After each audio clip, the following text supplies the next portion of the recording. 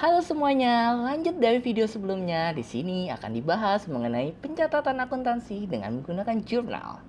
Jika sudah berbicara jurnal, pasti akan langsung terlintas istilah debit kredit yang terkadang sampai membuat pusing 7 keliling. Apakah seperti itu? Tentu saja tidak jika kita memahami logikanya. So, apa itu jurnal? Jurnal seperti sebuah diary perusahaan, berisi catatan atas semua kejadian atau transaksi yang dialami perusahaan berdasarkan kronologis waktu. Karena akuntansi menggunakan persamaan, maka setiap transaksi harus dicatat minimal pada 2 account agar selalu seimbang. Lalu, bagaimana cara mencatatnya?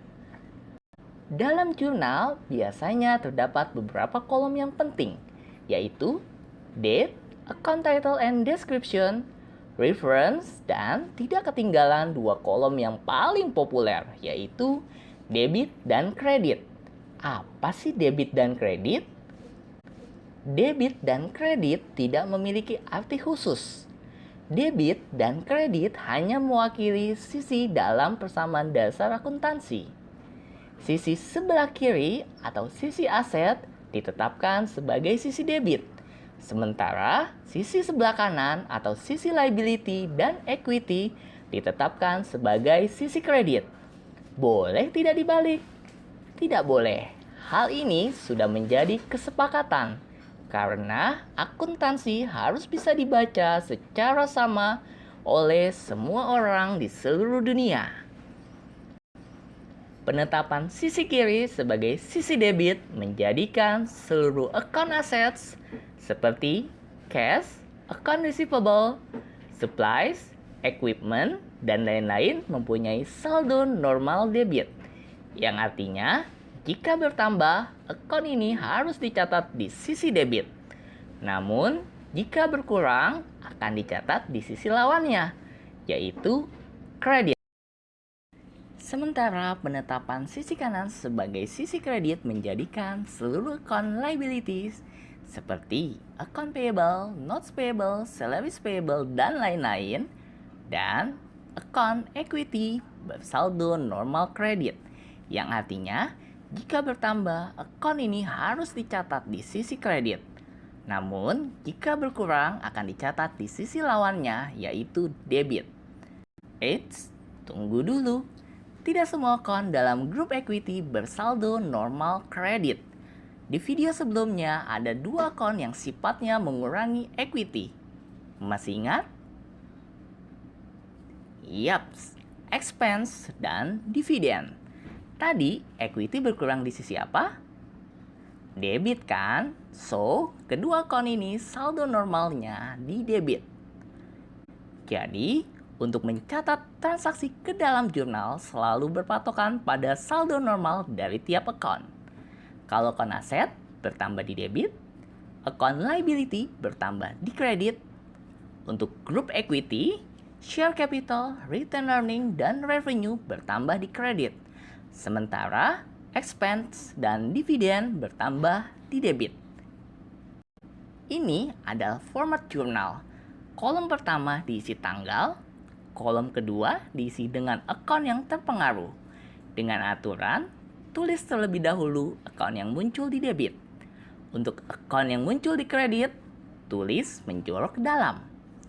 Kolom ketiga untuk posting yang akan dijelaskan dalam video selanjutnya. Kolom debit dan kredit diisi dengan nominal transaksi. Untuk jelasnya, mari kita catat transaksi salon Inem dari video sebelumnya ke dalam jurnal. Tanggal 1 Januari 2016, Inem menyetorkan uang 80 juta rupiah sebagai modal awal. Mari kita jurnal. Atas transaksi ini, salon Inem memperoleh cash, sehingga cash bertambah. Dan cash ini sebagai setoran modal. Jadi, share capital juga bertambah. Cash bertambah di sisi mana? Yap, debit. Kalau share capital bertambah di mana? Kredit. Oke, kita tulis. 2016 Januari 1. Kita tulis yang debit dulu. Cash 80 juta. Supaya singkat, saya tulis 80. Tapi ingat, harus diberi keterangan. Lalu, sisi kredit, share capital, 80 juta.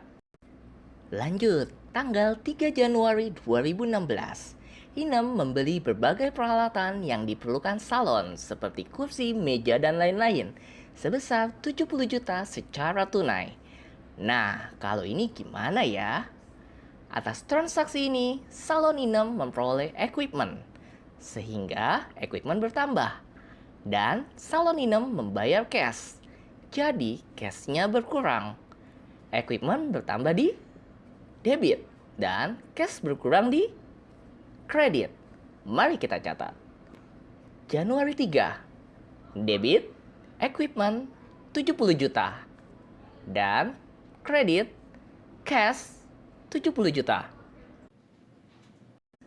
4 Januari 2016, Inem kemudian membeli berbagai perlengkapan salon seperti shampoo, hairspray, dan lain sebagainya sebesar 20 juta dengan berhutang.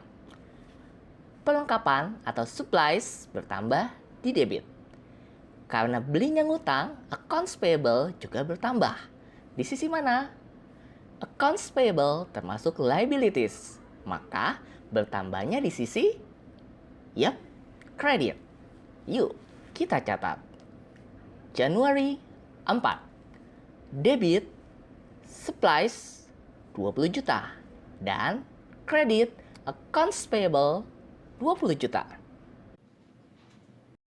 Lanjut, Januari 10, 2016. Ada pelanggan datang untuk melakukan perawatan kecantikan di salon Inem dan membayar sebesar 3 juta rupiah. Jadi, salon Inem memberikan jasa kepada pelanggan. Ini dicatat sebagai pendapatan jasa atau service revenue. Revenue bertambah di sisi kredit. Salon Inem memperoleh cash dari pelanggan sehingga cash bertambah di sisi debit. Tinggal catat deh.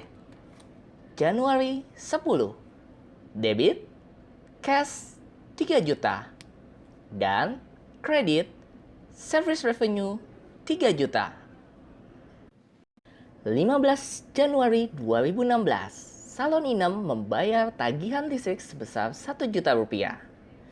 Karena bayar, cash berkurang di sisi kredit. Pengeluaran cash ini untuk membiayai operasional sehingga dicatat sebagai expense. Ingat, expense bertambah di sisi debit. Catat deh. Januari 15. Untuk beban listrik kita pakai istilah utility expense. Debit, utility expense 1 juta, dan kredit cash 1 juta. Terakhir, 20 Januari 2016, Inem mengambil uang sebesar 1 juta rupiah untuk keperluan pribadi. Sehingga cash berkurang di sisi kredit.